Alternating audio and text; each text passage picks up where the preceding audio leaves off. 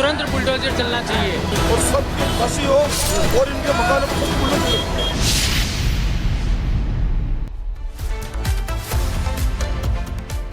नमस्कार, आप देख रहे हैं रिपब्लिक भारत। आपके साथ मैं हूं श्वेता त्रिपाठी। सृष्टि पांडे भी इस बुलेटिन में मेरे साथ मौजूद हैं। और सबसे पहले बात राजस्थान की खबर की। बच्चियों के साथ घिनौना अपराध को लेकर पूरे राजस्थान में इस वक्त आक्रोश है। अजमेर से लेकर भीलवाड़ा तक लोगों ने आक्रोश रैली निकाली और मामले की तह तक पहुंचने की सरकार से मांग की। साथ ही इसमें शामिल हर अपराधी को फांसी और घर पर बुलडोजर चलाने की गुहार लगाई है। पूरी रिपोर्ट दिखाते हैं।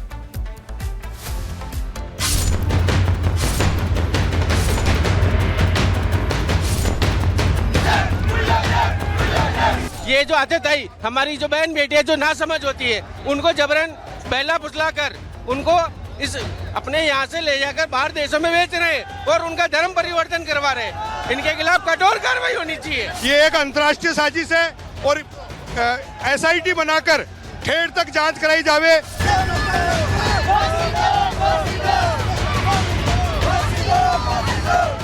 ये आक्रोश है, ये नारेबाजी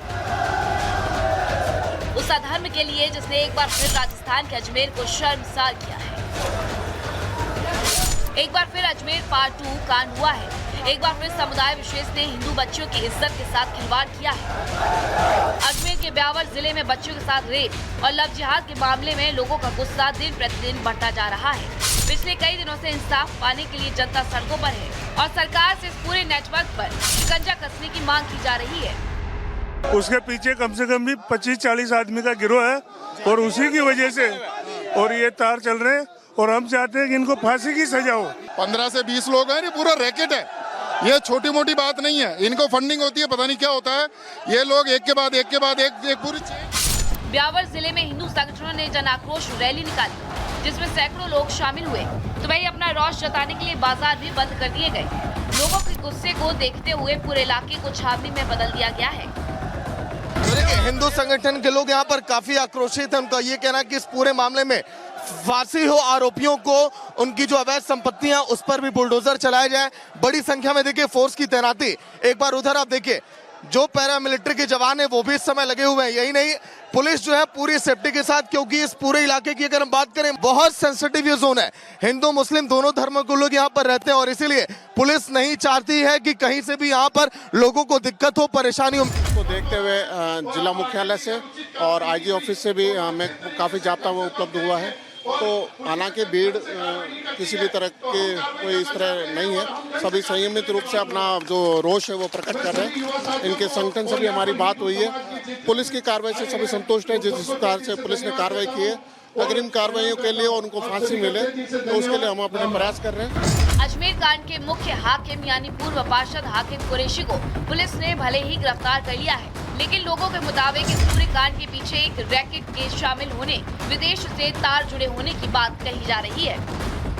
हम चाहते हैं कि जिन भी आतताइयों ने हमारी बहन बेटियों के साथ दुराचार किया है और उनको फांसी देके उनके गुनाहों की भरपाई नहीं हो सकती है, लेकिन उन्हें मरहम लगाने का काम करें।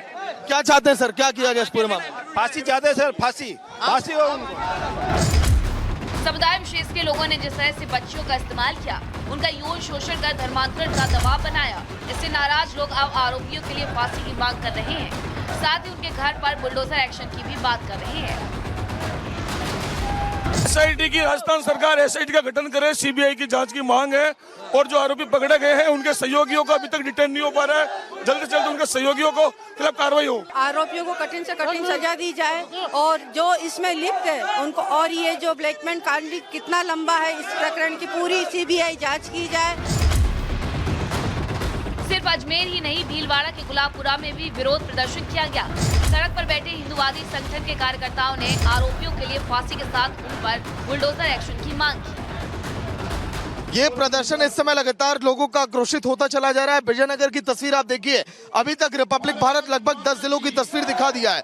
हजारों की तादाद में यहाँ पर लोग इस समय गुस्से में आक्रोशित हैं। लोगों का ये कहना कि ये प्रदर्शन इसी तरह से आगे चलता रहेगा और अगर ये प्रदर्शन तब तक नहीं रुकेगा जब तक आरोपियों के यहाँ बुलडोजर नहीं चलेगा। आरोपियों को फांसी हो और उनके घर पे बुलडोजर चले और उनको देश से बाहर निकालो, देश के गद्दारों को जो हिंदू बहन बेटियों का ऐसा छेड़खानी करते हैं और हिंदू लव जिहाद फैलाते हैं। लोगों के आक्रोश से साफ है कि ये प्रदर्शन अभी नहीं रुकने वाला है।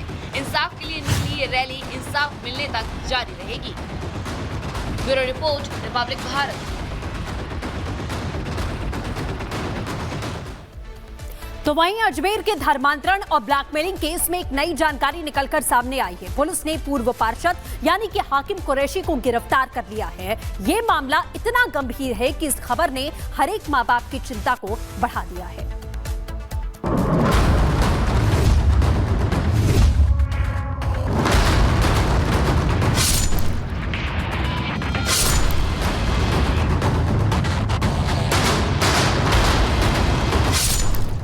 राजस्थान के ब्यावर जिले में ब्राह्मण लड़की का धर्मांतरण कराने वाले को 20 लाख रुपए, दलित लड़कियों का धर्मांतरण कराने वालों को 10 लाख रुपए और पिछड़ी जातियों की लड़कियों का धर्मांतरण कराने वालों को 10 से 15 लाख रुपए दिए जाते थे।